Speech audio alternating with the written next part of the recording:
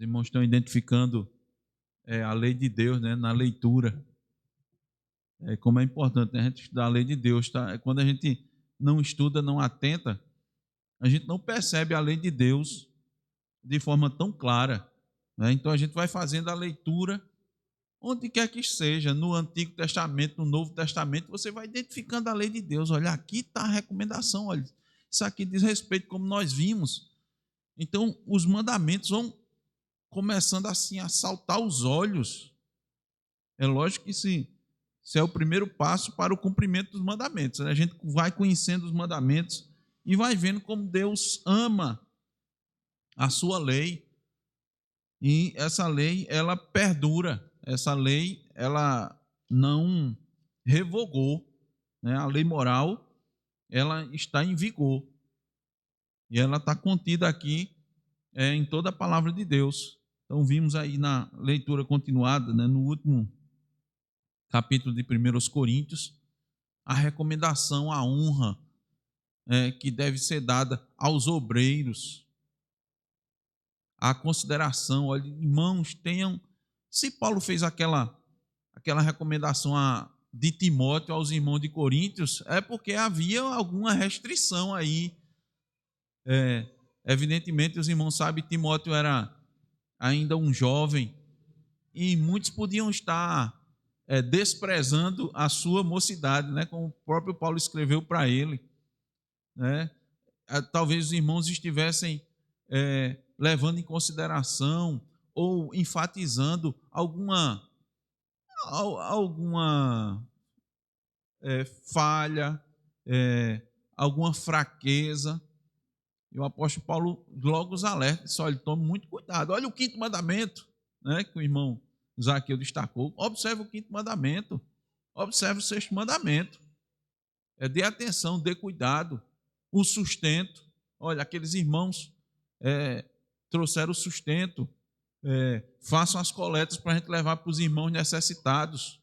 Né? Se eu estiver aqui com vocês, eu vou também.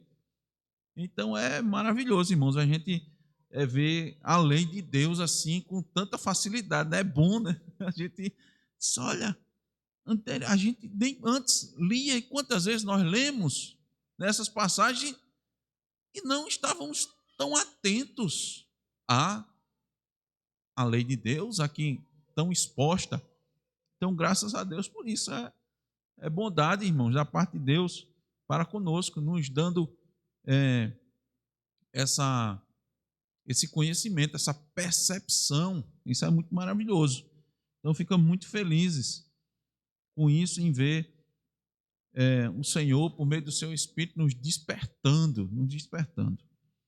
Então, nós estamos estudando o sexto mandamento. Vamos dizer todos juntos o sexto mandamento? Não matarás. Muito bem, irmãos. Vamos orar mais uma vez. Senhor, sempre te pedimos, sempre rogamos a Deus o teu auxílio, o auxílio do teu Espírito Santo, da sua obra, aquele que lhe compete, ó Deus, de maneira ímpar, particular, que é nos guiar, Senhor. Nos guiar agora no momento da exposição das tuas verdades, ó Deus, da tua santa lei que nós cantamos. Obrigado, Senhor, por nos dar prazer na tua lei, Senhor. Em especial quando ela nos fere. Prazer, ó Deus, em sermos questionados, inquiridos, sermos confrontados, ó Deus, pela tua lei. Isso nos faz, ó Deus, confessar os nossos pecados, nos faz, ó Deus, ver as nossas fragilidades, as nossas fraquezas, muitas vezes, ó Deus, nossos pecados ocultos. Obrigado, ó Senhor, por nos fazer ter satisfação naquilo que nos aflige, porque é para o nosso bem. Como cantamos, ó Deus, no Salmo 119.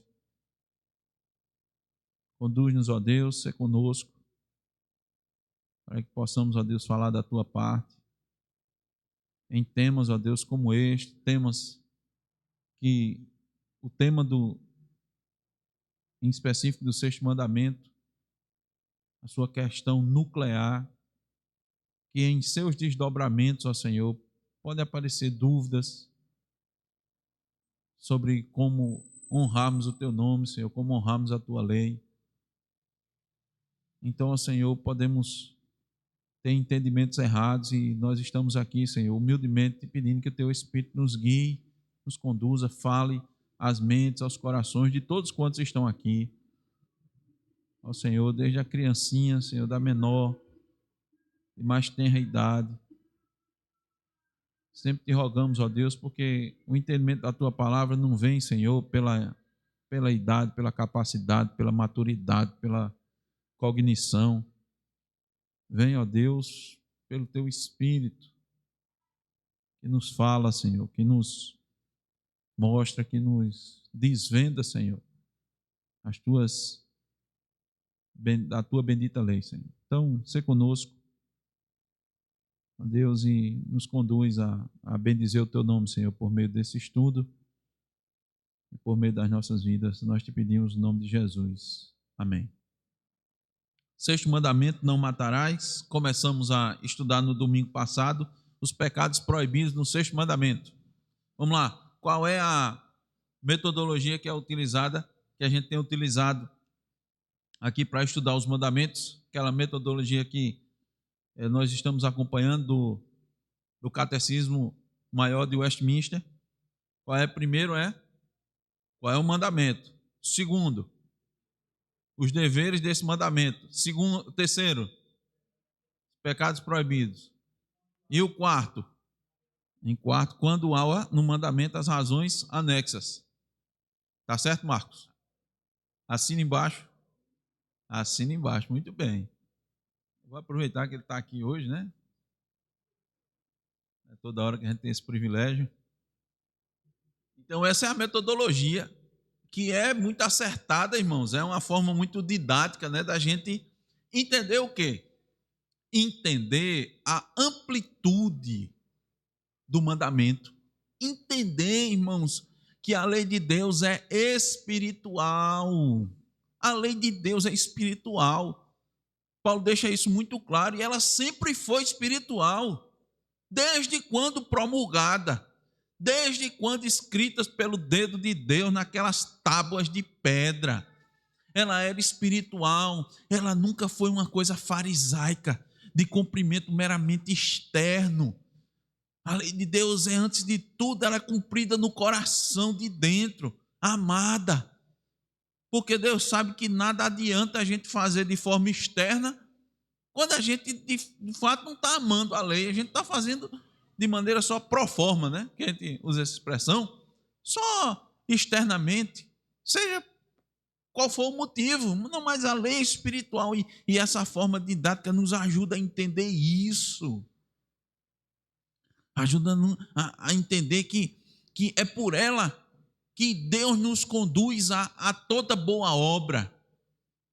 Fomos criados em Cristo Jesus para as boas obras. Quem é que vai nos conduzir às boas obras, irmãos? O Evangelho, a lei de Deus, amar a lei de Deus, vai nos conduzir às boas obras. Vai nos conduzir a fazer aquilo que glorifica a Deus. Não é o que glorifica o homem, não é o que traz glória ao homem. Eu não vou fazer isso porque vai trazer glória para mim mesmo. Eu não vou fazer isso, eu não vou cumprir esse mandamento porque vai me trazer benefícios. Eu vou cumprir esse mandamento porque glorifica a Deus, que é o fim principal de todo homem. Então a lei é espiritual, ela nos conduz a isso, nos conduz a glorificar ao nosso Deus. Ela nos ajuda a viver, a andar em santidade e a chegar na eternidade. Lâmpada para os meus pés é a tua palavra, em luz para os meus caminhos. Então começamos a estudar no domingo passado os pecados proibidos no sexto mandamento. E sempre devemos nos lembrar que o nosso dever neste mandamento é zelar pela nossa vida e a do próximo. O dever nesse mandamento é defender a si mesmo e ao próximo. Defender aquele que necessita. E que a proibição do sexto mandamento é não tirar injustamente a vida de alguém, né? A vida do próximo. Essa é a proibição principal. Não tirar injustamente a vida de ninguém. Então é diferente de simplesmente não matar. Então nós vimos que tem uma lista dos pecados proibidos.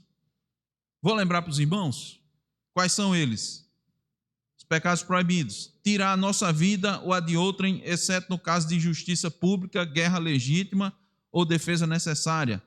A negligência ou retirada dos meios lícitos ou necessários para a preservação da vida, a raiva pecaminosa, o ódio, a inveja, o desejo de vingança, todas as paixões excessivas e os cuidados demasiados, o uso imoderado de comida, bebida, trabalho e recreios, as palavras provocadoras, a opressão, a contenda, os espancamentos, os ferimentos e tudo que tende à destruição da vida de alguém.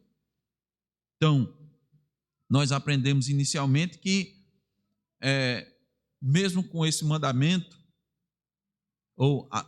com este mandamento, muitos têm uma compreensão errada a respeito do fazer justiça, como é o caso mais polêmico, né, que a gente está abordando as questões mais polêmicas da pena de morte em caso de assassinato. Então, as pessoas têm dificuldade de entender que isto é uma ação necessária para que se tenha justiça. E por que as pessoas têm dificuldade de entender isso, Zaqueu? Por quê? O pecado, certo? Mas aí que a gente tem visto que onde é que eles estão se baseando normalmente para dizer? Porque você tem que ter alguma base, né? Onde é que eles estão se baseando para dizer que a pena de morte não é uma coisa justa? É um exagero? É muito primitivo nos dias de hoje, com um avanço tão grande da sociedade, a sociedade tão evoluída. A pena de morte é uma coisa muito primitiva, arcaica, não é? Elas estão tomando com que padrão? O próprio senso de justiça dos homens, né? Eles estão adotando referências, fundamentos teóricos, metodológicos das ciências, né? Do conhecimento humano. Aí eles vão apelar para a filosofia, para a sociologia e para as outras guias que tem. Antropologia, psicologia. Mas o que diz a palavra de Deus? Menos a teologia. A teologia foi abandonada. A teologia foi um negócio que teve lá no passado, porque o povo, as pessoas ainda não tinham assim, não descobriram as coisas, não desenvolveram o conhecimento, então eles apelavam para os deuses, né? Então você tem a mitologia grega, você tem a mitologia nórdica, elas vão explicar, não é, Rutinha, com aqueles livros todos, eles vão explicar aí como os deuses agem, vão explicar os fenômenos da natureza. Soltou um trovão, então quem foi? Quem é que representa o trovão? Quem é? Eu pensei que era Thor. Não é o deus do trovão? Hein? Esse depende da mitologia, muito obrigado. Se for a mitologia nórdica, é Thor. Mas se for a mitologia grega, é Zeus. Oh, coisa boa. Estou vendo que vocês estão lendo. Coisa boa no sentido de vocês estarem sabendo. Então, eles vão explicar as coisas. E aí vem, irmãos, a tristeza da humanidade. Qual é? Tirar de Deus a referência. Colocar a referência na explicação humana, no conhecimento humano. Então, o padrão e o modelo de justiça, de equidade, não tem sido mais as Escrituras. Não tem mais o padrão e o modelo. Você não toma como referência a lei de Deus. Diga, Marcos. Perfeito. Eu vou pegar exatamente o que você falou e vou mostrar biblicamente. Quem é que dá, de fato, a dignidade ao homem? Quem é que dá? Deus. E qual é o maior exemplo ou que referência bíblica, que passagem bíblica nós temos que Deus dá dignidade ao ser humano? Qual é? Vamos ver? Vou dar uma dica, está lá em Gênesis. Outra dica, só vou dar 3. Está em Gênesis, capítulo 9, versículo 6. A imagem e semelhança. Deus fez o homem à sua imagem e semelhança. Aí está a dignidade da pessoa humana. Aí reside nisso. Daí Deus dizer: se alguém derramar o sangue do homem, pelo homem se derramará o seu, porque Deus fez o homem segundo a sua imagem. Irmãos, para a gente ter uma ideia da concepção de justiça e como Deus valoriza a vida, porque é Deus que valoriza, não é o homem. O homem desvaloriza, porque quando o homem mata, assassina, ele não está valorizando a vida, ele não está considerando a dignidade, né, da pessoa humana. O código, eu vou dizer assim, irmãos, o Código Civil dos israelitas, na Terra Prometida, definia que, vamos lá, se alguém desse falso testemunho, vou perguntar à irmã Anitta, viu? Agora, presta atenção. Se alguém desse falso testemunho, e esse falso testemunho era de acusar o outro de assassinato, e fosse descoberto esse falso testemunho, qual era a pena que a pessoa ia receber? Pena de morte. Tudo bem, manita? Tá aprendendo, tá afiada.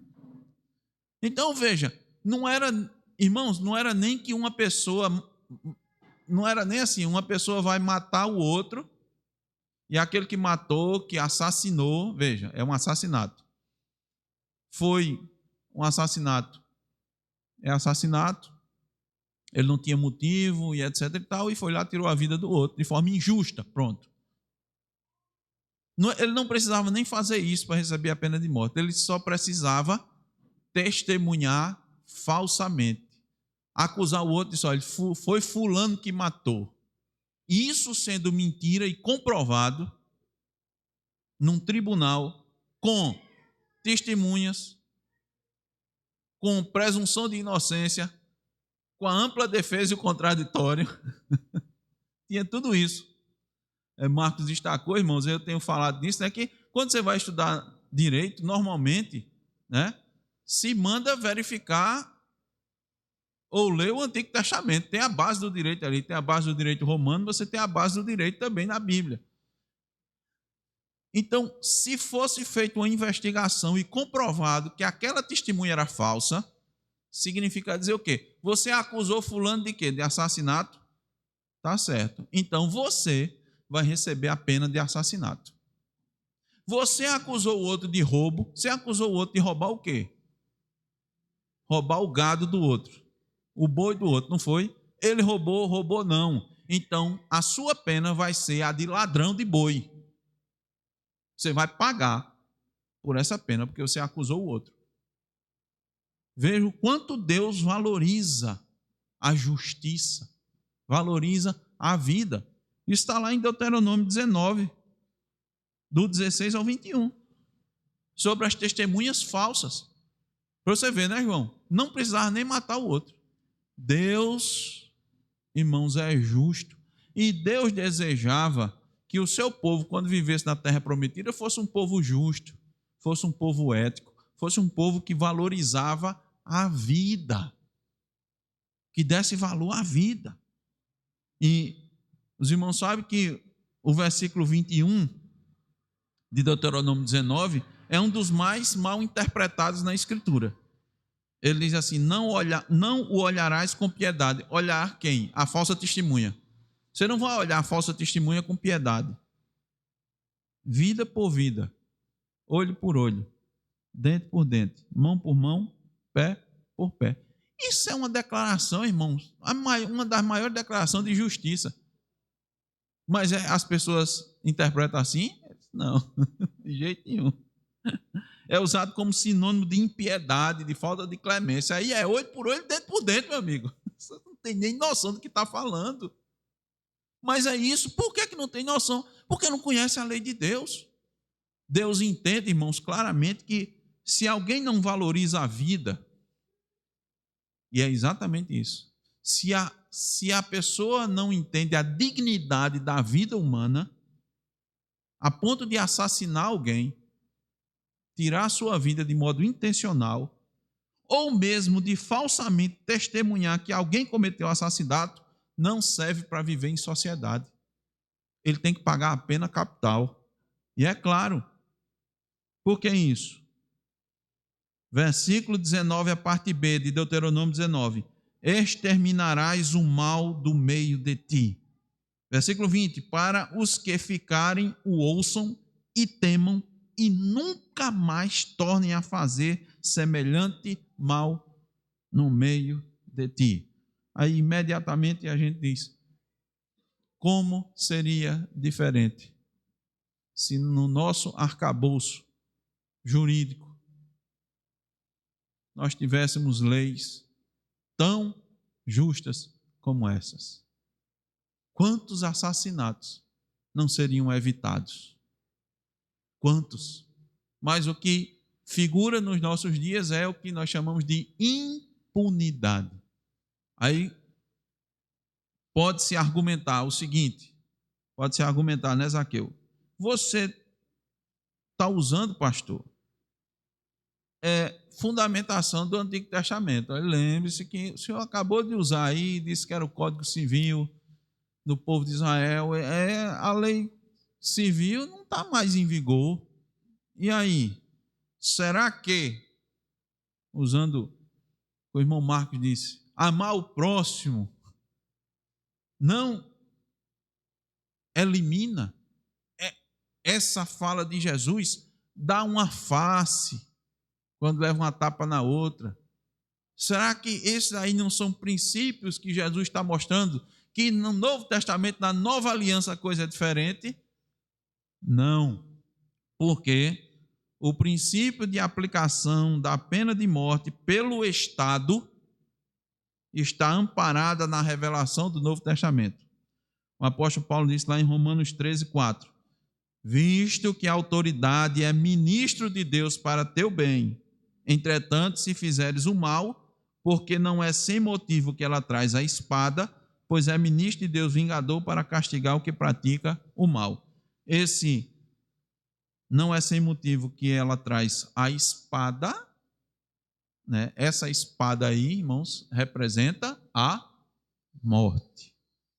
Essa espada não é sem motivo que ela traz a espada. A espada, a palavra usada no original para espada era um instrumento de matar os animais.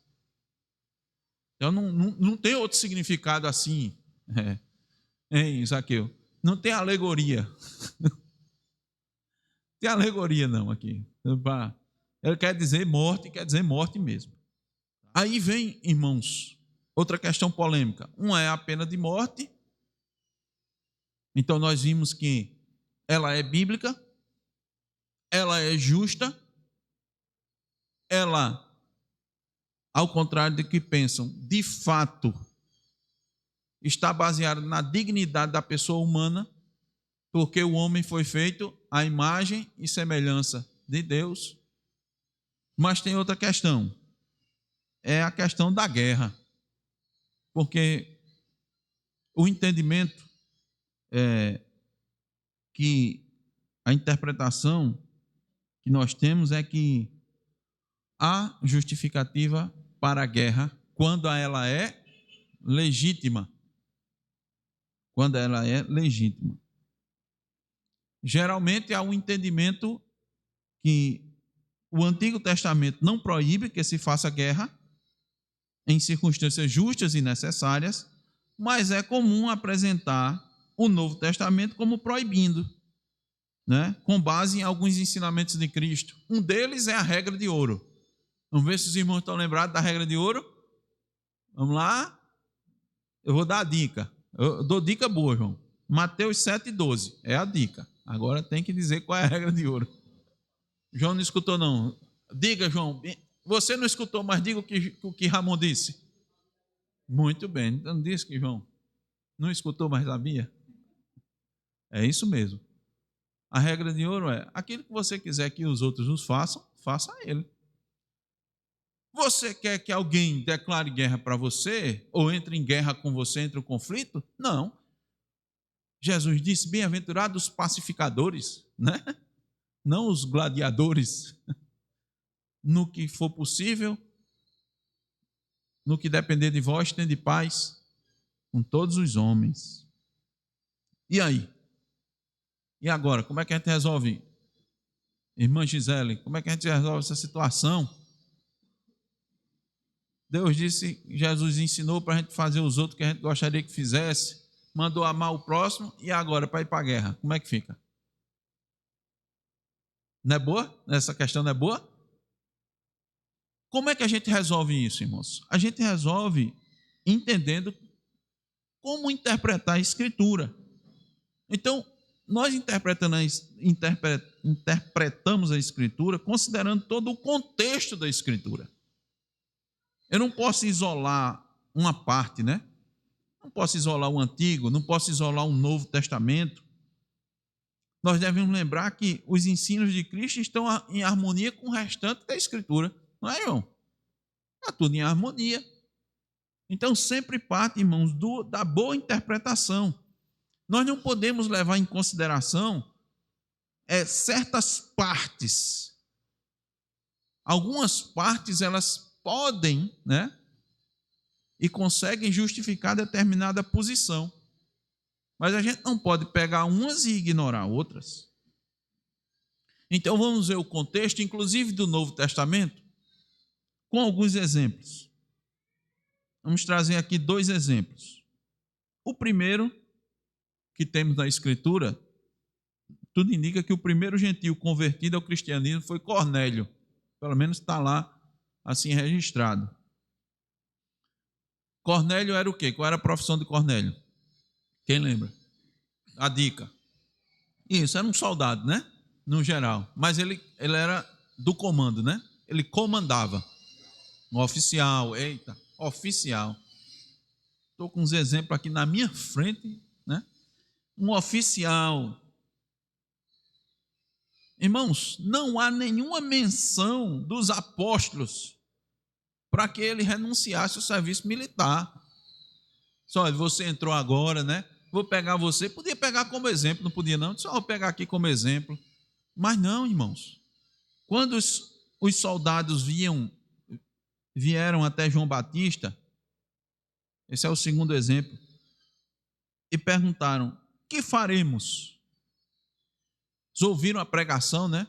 João Batista pregava o quê? O arrependimento. Então eles chegaram para ele e disse: e agora? A gente é soldado.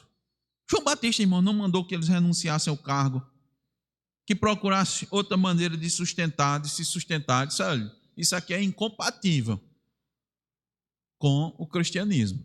Tá certo? Vocês viveram até aqui, então vocês vão pagar um preço, tem que pagar um preço por isso.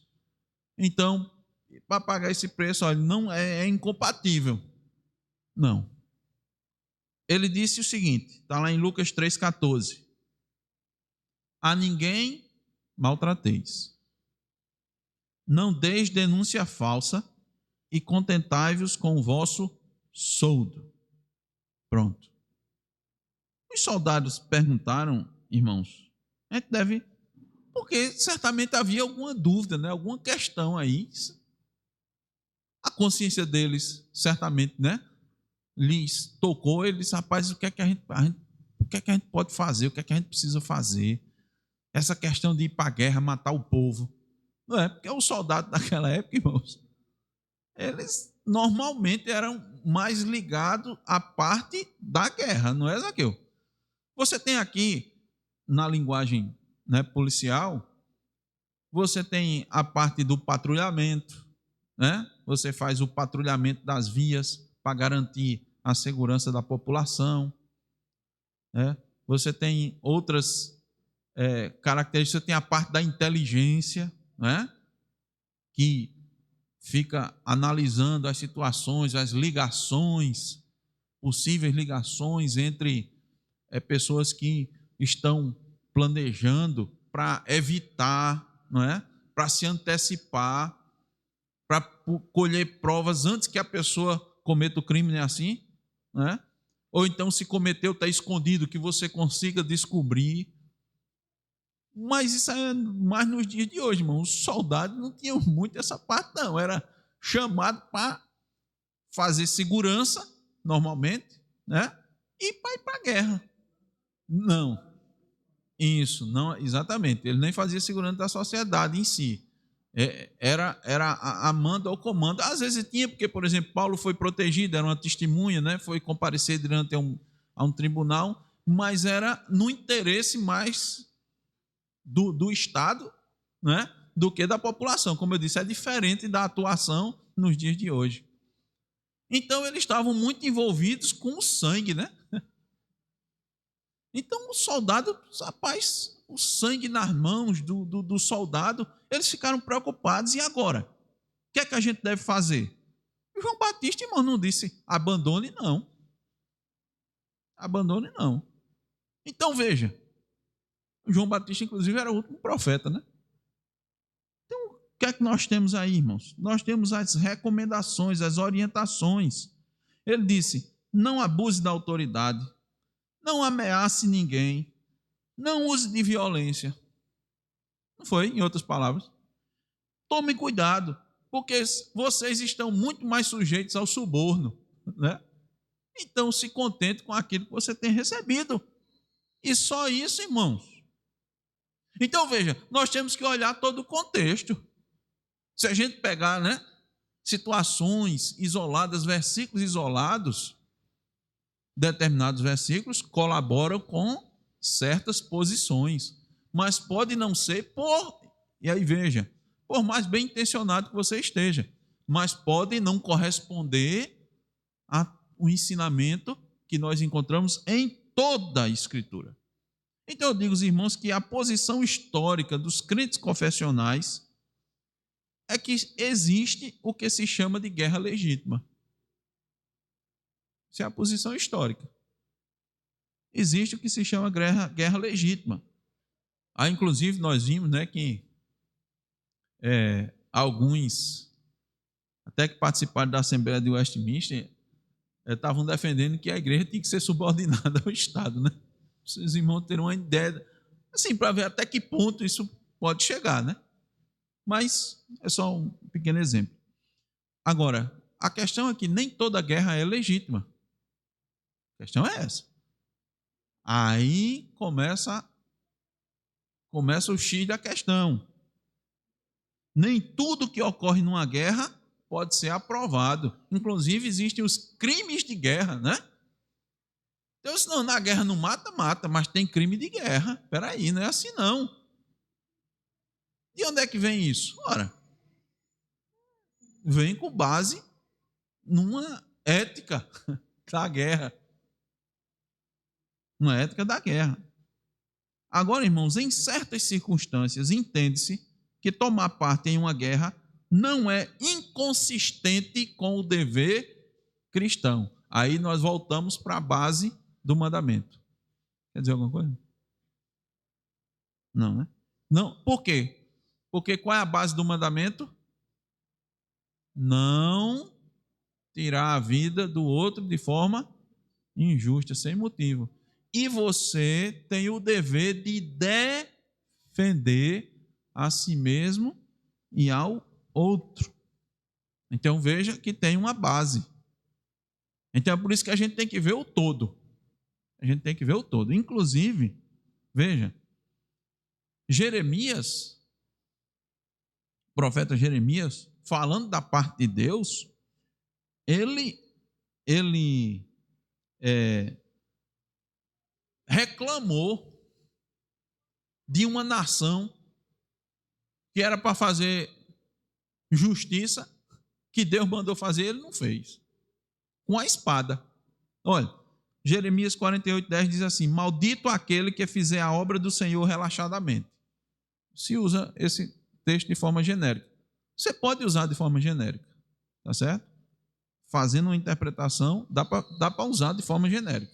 Ou seja, tudo que o Senhor mandou fazer, tem que fazer bem feito. Só que o que Deus mandou fazer aqui foi a guerra. Esse é o contexto. Então a gente tem que entender o contexto, né? Para não tirar as coisas do contexto. O que Deus mandou fazer é a guerra. Por isso que ele diz, completando o versículo: maldito aquele que retém a sua espada do sangue. Ó, irmão. Maldito aquele que retém a sua espada do sangue.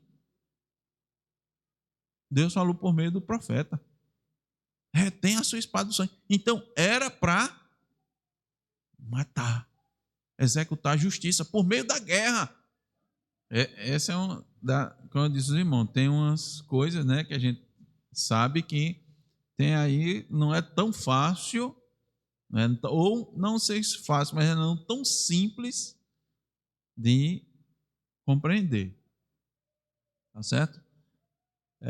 O que é que a gente... O que é o legítimo, exatamente. Aí você vai ter que julgar o que é legítimo.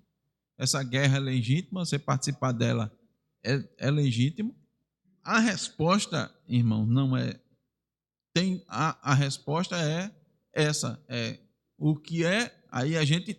Veja, graças a Deus que a gente tem os princípios para nos nortear. A gente tem sempre que ir para o princípio. Como eu disse, a gente vê o mandamento, qual é o dever do mandamento, né? Entende isso. Aí vai nos ajudando a chegar na conclusão, né? Então, você vai ter que avaliar. Você vai ter que avaliar exatamente essa questão de legitimidade. Você vai ter que orar, botar o joelho no chão.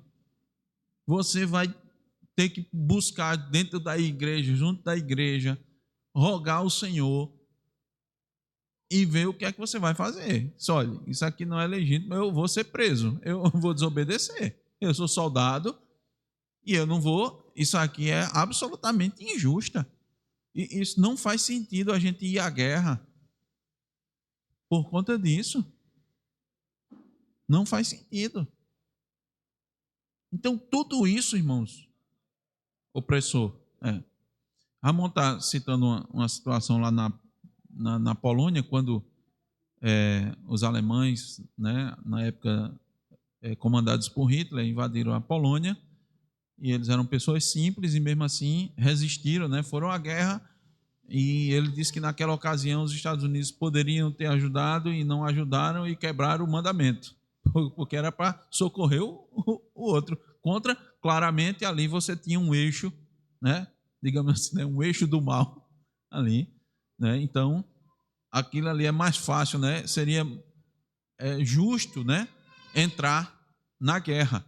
Seria justo. Inclusive, um dos que ficou na história, né, e está registrado lá na história, foi Winston Churchill, né? Foi ele, o inglês, que resistiu às investidas de Hitler. Não fez acordo, havia probabilidade de acordo, havia uma coisa interna e ele partiu para cima mesmo. Foi Deus que usou, inclusive, deu capacidade a ele de estratégias militares, né, impensadas para poder resistir, e a nação não sucumbiu às investidas da Alemanha.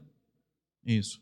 Irmãos, eu lembrei muito de Churchill no enfrentamento da pandemia, da Covid. Eu lembrei muito de Churchill.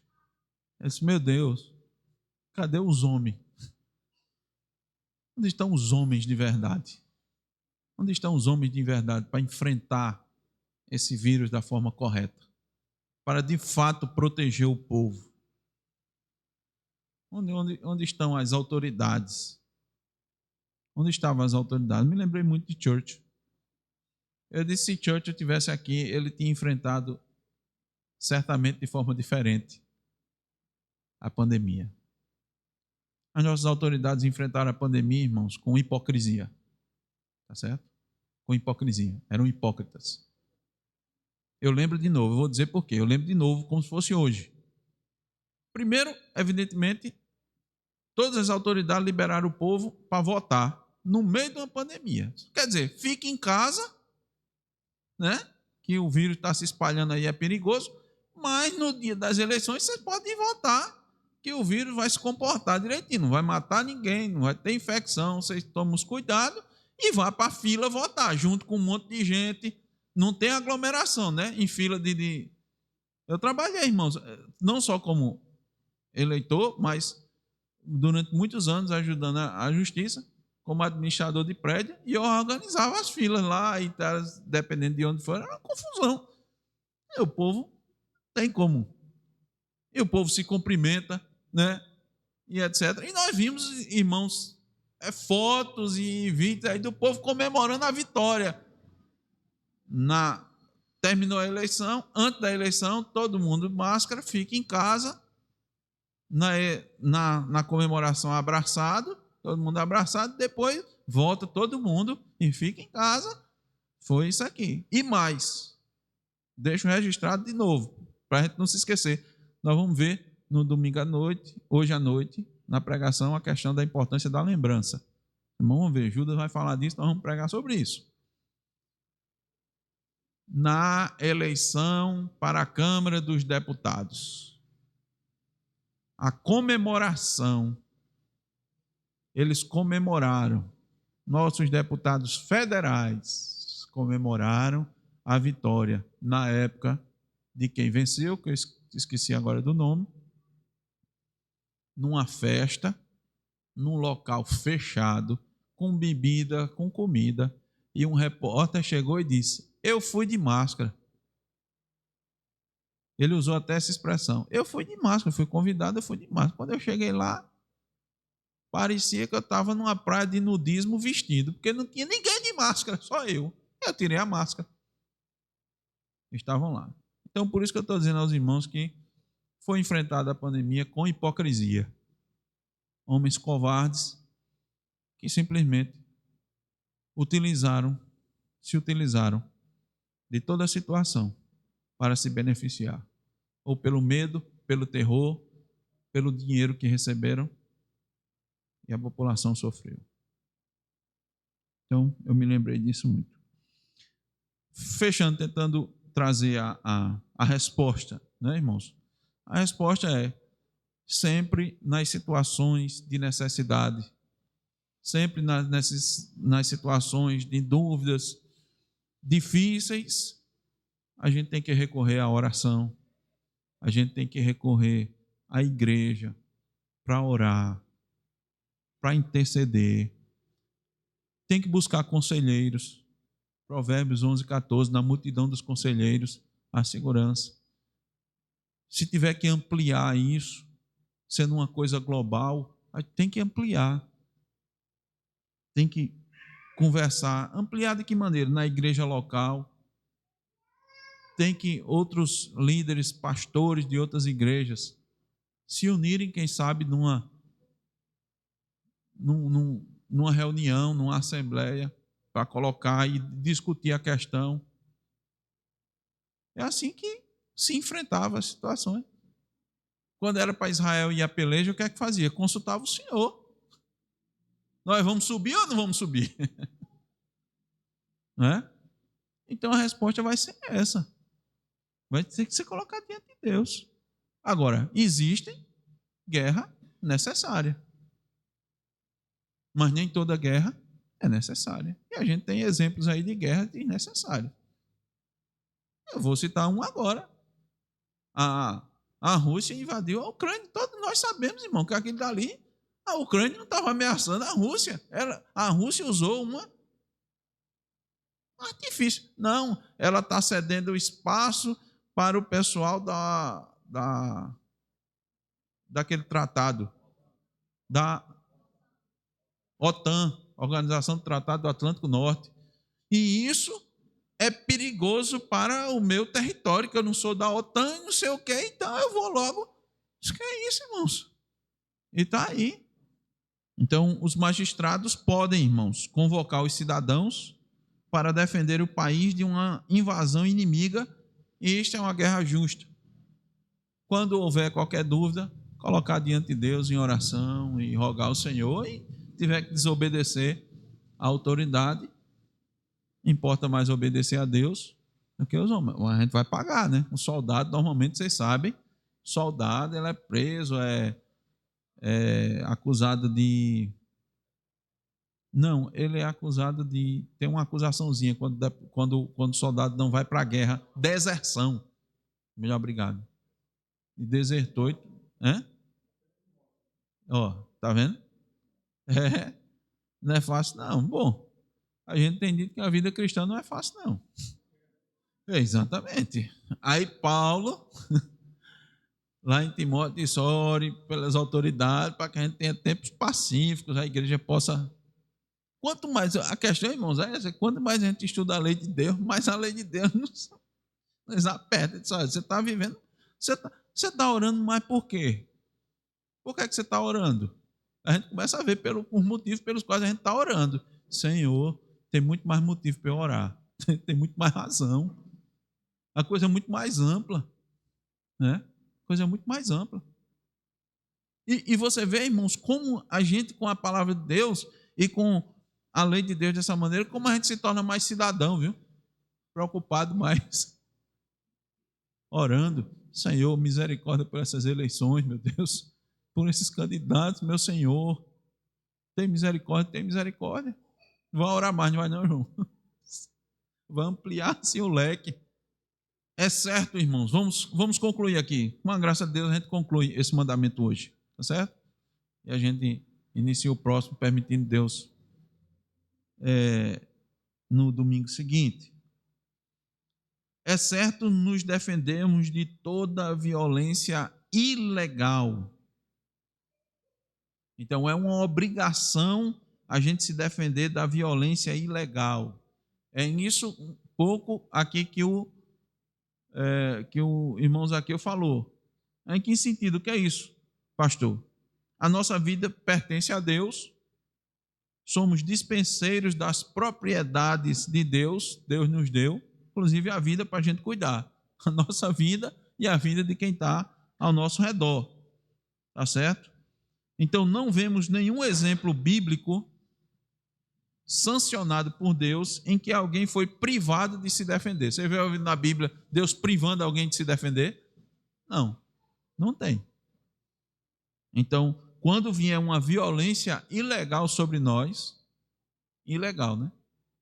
A gente tem que se defender. Qual é a violência legal? A pena de morte pelo Estado ela é uma violência legal. É. Se for aplicada corretamente, etc., é uma violência legal. Vai morrer. Exatamente. Aí você, tá certo? A própria, lá em Êxodo, capítulo 22, versículos 2 e 3, diz assim: se um ladrão for achado arrombando uma casa e sendo ferido morrer, quem o feriu não será culpado do sangue. Se alguém está invadindo ali, você vai invadir sua casa, você sabe qual é a intenção, você vai defender. Você vai se defender. Isso é uma obrigação moral. Moral. Agora, se porém já havia sol quando tal se deu, quem o feriu será culpado do sangue. Ou seja, usou excessivamente, né, de recursos quando não havia necessidade para tirar a vida do outro. Então vai ser culpado. Mas se alguém matou outro no escuro, você morreu. Não, isso aí já está absolvido. Foi o ladrão, no escuro ninguém via nada e tal. Não vou entrar em detalhes, né? Que os irmãos sabem, no escuro naquela época não tinha luz LED, não tinha nada, então é nesse sentido. Então, o princípio, irmãos, de que a autoridade é legítima é sustentado, inclusive, pelo direito civil de todas as nações. Essa regra de ouro que nós mostramos para os irmãos, né, lá em Mateus 7,12, e a obrigação de amar o próximo não impedem a pessoa de matar o outro em autodefesa, porque devemos amar o próximo como a si mesmo. Então eu tenho que amar a mim também, tá certo? E aí nós vemos a necessidade de equilíbrio. Quem se deixa matar por um criminoso, veja, quem se deixa matar por um criminoso sem tentar se defender, não está amando a si mesmo. Então está quebrando o mandamento. Sempre haverá necessidade de sabedoria e discernimento para o cristão honrar a Deus no cumprimento dos mandamentos. E, evidentemente, não trilhar pelo seu próprio entendimento, por suas conclusões ou o entendimento de outrem. Precisamos sempre atentar para os princípios deixados por Deus na sua palavra, tá certo? E ter cuidado para não se basear em apenas alguns textos, né, que parecem defender determinada posição. O que é que a gente tem que lembrar desse mandamento? Deus nos fez a sua imagem e semelhança. E este fato perdura mesmo depois da queda, por mais que essa imagem tenha sido deformada. Então esse é o princípio maior deste mandamento. Que Deus nos dê, irmãos, o entendimento adequado. Amém.